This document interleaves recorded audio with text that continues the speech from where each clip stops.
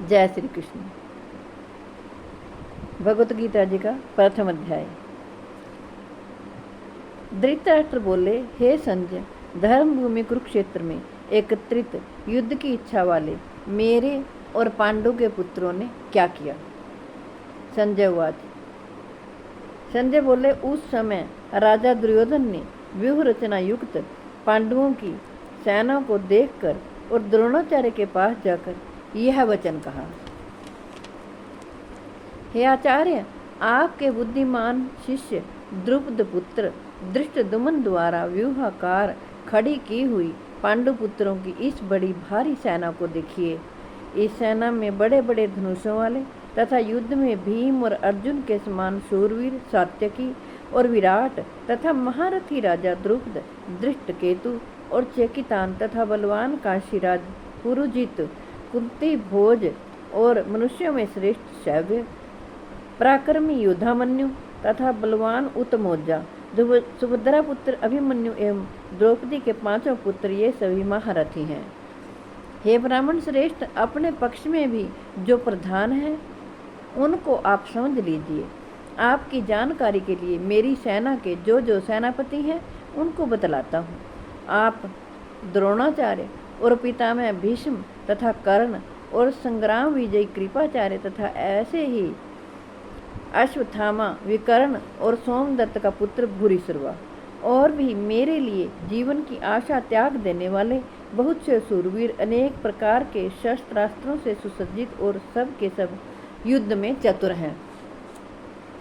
भीष्म पितामह द्वारा रक्षित हमारी वह सेना सब प्रकार से अजेय है और भीम द्वारा रक्षित इन लोगों की यह सेना जीतने में सुगम है।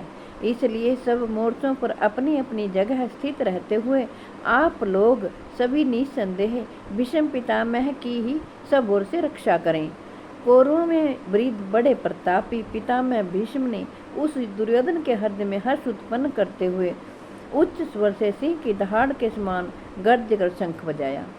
इसके पश्चात शंख और नगाड़े तथा ढोल, मृदंग और नरसिंगे आदि बाजे एक साथ ही बज उठे।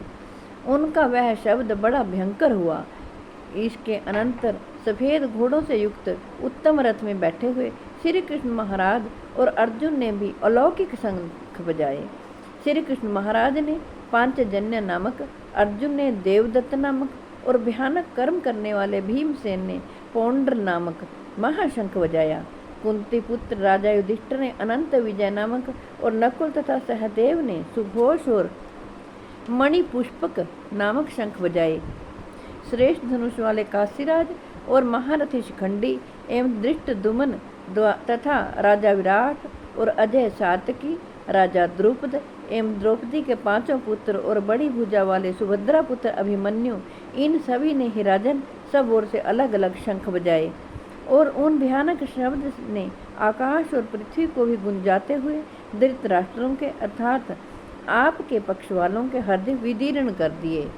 हे राजन, इसके बाद कपिध्वज अर्जुन ने मोर्चा बांधकर डटे हुए धृतराष्ट्र संबंधियों को देखकर उस शस्त्र चलने की तैयारी के समय धनुष उठाकर ऋषि के श्री कृष्ण महाराज जी से यह वचन कहा, हे अच्युत, मेरे रथ को दोनों सेनाओं के बीच में खड़ा कीजिए और जब तक कि मैं युद्ध क्षेत्र में डटे हुए युद्ध के अभिलाषी इन विपक्षी योद्धाओं को भली प्रकार देख लूं कि इस युद्ध रूप व्यापार में मुझे किन किन के साथ युद्ध करना योग्य है, तब तक उसे खड़ा रखिए। जय हो श्री कृष्ण। दुर्बुद्धि दुर्योधन का युद्ध में हित चाहने वाले जो जो ये राजा लोग इस सेना में आए हैं, इन युद्ध करने वालों को मैं देखूंगा।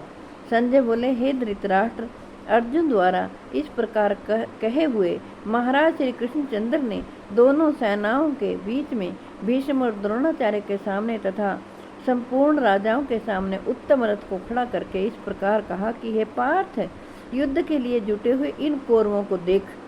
इसके बाद पृथापुत्र अर्जुन ने उन दोनों ही सेनाओं में स्थित ताऊ चाचों को, दादों परदादों को, गुरुओं को, मामाओं को, भाइयों को, पुत्रों को, पुत्रों को तथा मित्रों को, ससुरों को और सुहृदों को भी देखा और उन उपस्थित संपूर्ण बंधुओं को देखकर वे कुंती पुत्र अर्जुन अत्यंत करुणा से युक्त होकर शोक करते हुए यह वचन बोले।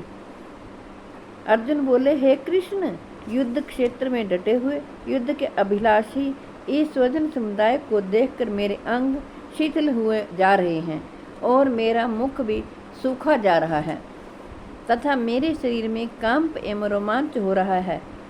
हाथ से गांडीव धनुष गिर रहा है और त्वचा भी बहुत जल रही है तथा मेरा मन भ्रमित सा हो रहा है, इसलिए मैं खड़ा रहने को भी समर्थ नहीं हूँ।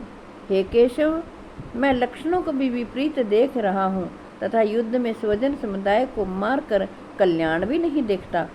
हे कृष्ण, मैं ना तो विजय चाहता हूँ और न राज्य तथा सुखों को ही। हे गोविंद, हमें ऐसे राज्य से क्या प्रयोजन है अथवा ऐसे भोगों से और जीवन से भी क्या लाभ है। हमें जिनके लिए राज्य, भोग और सुख आदि अभिष्ट हैं, वे ही ये सब धन और जीवन की आशा को त्याग कर युद्ध में खड़े हैं। गुरुजन, ताऊ, चाचे, लड़के और उसी प्रकार दादे, मामे, ससुर, पुत्र, साले तथा और भी संबंधी लोग हैं। हे मधुसूदन, मुझे मारने पर भी अथवा तीनों लोकों के राज्य के लिए भी मैं इन सबको मारना नहीं चाहता। फिर पृथ्वी के लिए तो कहना ही क्या है। हे जनार्दन, धृतराष्ट्र के पुत्रों को मारकर हमें क्या प्रसन्नता होगी। इन आताताइयों को मारकर तो हमें पाप ही लगेगा। एतव हे माधव, अपने ही बांधव धृतराष्ट्र के पुत्रों को मारने के लिए हम योग्य नहीं हैं, क्योंकि अपने ही कुटुंब को मारकर हम कैसे सुखी होंगे। यद्यपि लोभ से भ्रष्ट चित्त हुए ये लोग कुल के नाश से उत्पन्न दोष को और मित्रों से विरोध करने में पाप को नहीं देखते, तो भी है जनार्दन, कुल के नाश से उत्पन्न दोषों को जानने वाले हम लोगों को इस पाप से हटने के लिए क्यों नहीं विचार करना चाहिए। कुल के नाश से सनातन कुल धर्म नष्ट हो जाते हैं।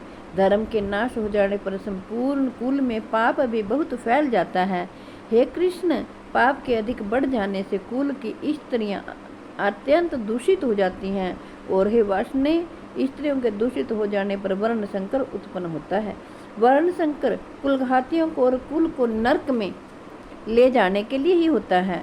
लुप्त हुई पिंड और जल की क्रिया वाले अर्थात श्राद्ध और तर्पण से वंचित इनके पितर लोग भी अधोगति को प्राप्त होते हैं। इन वर्ण संकर कारक दोषों से कुलघातियों के सनातन कुल धर्म और जाति धर्म नष्ट हो जाते हैं।